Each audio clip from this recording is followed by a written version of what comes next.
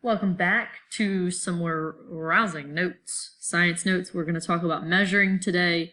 We're still in the review section of the notes because hopefully this is still review from last year, from 7th grade.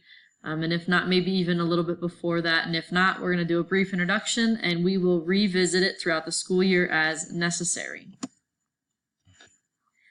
So, measurement. The measuring system used by most people around the world is called the International System of Units, otherwise known as the SI system. So right here, SI for System International. Notice that it says except the United States. So we are the only country other than India and the Penguins that don't use this. It's a modern metric system, and you can obviously see some disadvantages to this. So everywhere that's green on this map uses the same measuring system. So let's say you weigh 50 kilograms down here in South America. Well, over here in Morocco, you also weigh 50 kilograms. And down here in Australia, you also weigh 50 kilograms. Over here in Japan, you also weigh 50 kilograms. The United States uses its own system. We use pounds. So Nova, coincidentally, does weigh 50 pounds. But that means nothing to the rest of this world. Absolutely nothing. They don't understand how pounds work. To be quite honest, I barely understand how pounds work. It makes a lot more sense to be using kilograms like everyone else is, but the United States and the Penguins don't believe in it. So for now, I have to shove it in your brains, and maybe one day we will convert, maybe not. So we're going to look at some specifics. We're going to start specifically with length. Length measures how long something is, so maybe you're measuring how long your room is so you can get a length of carpet. Maybe you're measuring your arm so they can get the correct length for a suit or a dress, or in that case they might be measuring your leg length, not your arm.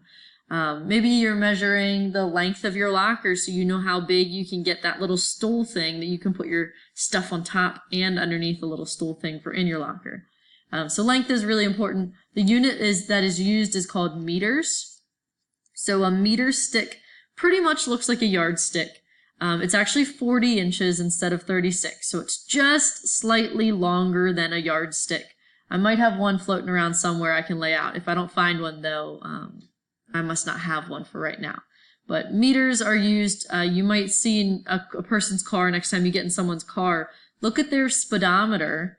The big numbers are going to be miles per hour, but they actually have something called kilometers per hour. Kilometer broken down is kilometer. So they have different prefixes on the front of them to show how big something is. So kilometers are very large. Millimeters are very small. It's actually like as big as the width of your fingernail. Mass measures the amount of matter in an object, so the amount of stuff. Okay, this doesn't change with gravity. So let's say we have a textbook and it weighs, or it has a mass of, it has a mass of 20 grams. If I took that textbook to Jupiter, where gravity is stronger, it would still have a mass of 20 grams.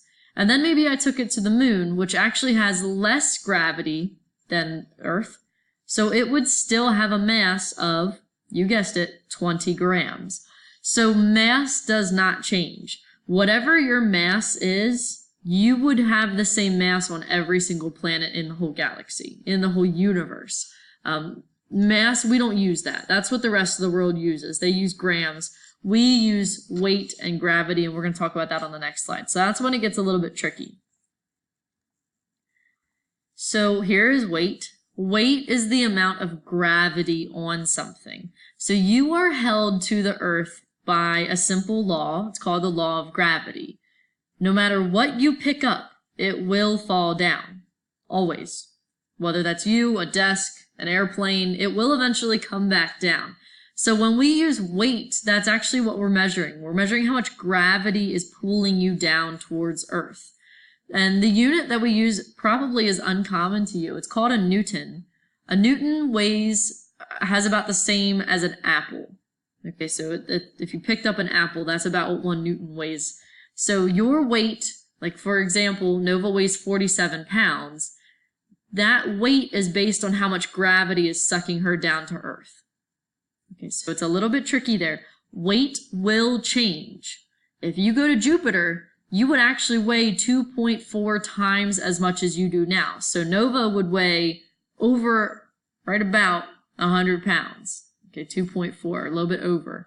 If she went to the moon, though, the moon has 1/6, 1 divided by 6, so a fraction, the amount of gravity. So she would weigh significantly less on the moon because weight changes with gravity. Area, you should know this from your math class. This is the simple idea of how much surface area is included within a set of boundaries. The unit we're going to use is square meters because remember we're staying in that metric system. So when I designed my classroom, I have 16 desks. I didn't drag these desks all over the place trying to figure out exactly what I was going to do. What I did instead is I made a map, and I'm going to have some of the maps up front, I think, so you can come look at it if you want. I made a map of my classroom. I counted the floor tiles, and I figured out that my classroom was 36, I think, floor tiles long, and it was 25 floor tiles deep. And then I figured out how many floor tiles one of the desks took up, and it took up 2 wide by 5 long. And then I cut out a bunch of little squares and rectangles, and I manipulated them all over the place to figure out exactly how I wanted my classroom to be set up. So by finding the area and by doing that, I actually saved myself a lot of time and the floor a lot of scratches because I didn't have to move these desks all over the place. I could just move my little paper rectangles and figure out how I wanted my classroom to be set up without actually touching any desks. And the last one we're going to talk about today is volume. And I'm not talking about how loud this video is playing in your ears. What I'm talking about What I'm talking about is how much space an object occupies.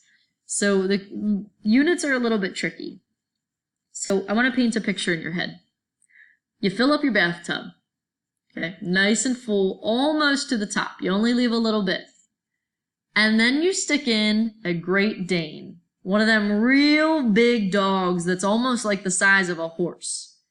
When you do that, and when he lays down in the bathtub, that water is going to spill out over the top of the tub. The reason that happens is because the water is getting what's called displaced. It's getting moved out of the way because we're putting something else in its place. We're putting a dog, well, I should say a horse dog, in the tub, and then the water has to go somewhere, and the only place for it to go is out somewhere else. So it's like anything, okay? If you had a full cup of water or a full bottle of water, and you wanted to stick in some ice cubes or you wanted to stick in some flavor powder to make your drink taste like lemonade, I always had to drink a little bit first so that it didn't overflow. That's volume. It's how much area, how much space something occupies. So we can look at this fish tank here, and you would calculate this with a simple math problem. Length times width times height. So length would be this way. Honestly, it doesn't really matter. Length is how long something is.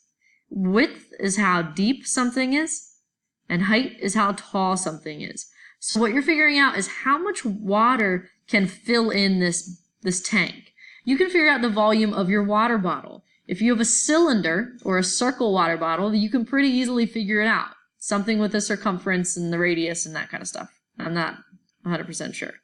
We could figure out the volume of my classroom super easily by just counting the floor tiles and then counting how many cinder blocks up my classroom goes. We can figure out how much air is inside my classroom. So volume is easy to figure out, and that will lead us later on, whenever that happens, to figure out density. And density combines volume and mass. But for right now, we're going to leave it at this, and the unit is meters square, or cubed, because we're taking 1 meter, 2 meter, 3 meter, and we're cubing it.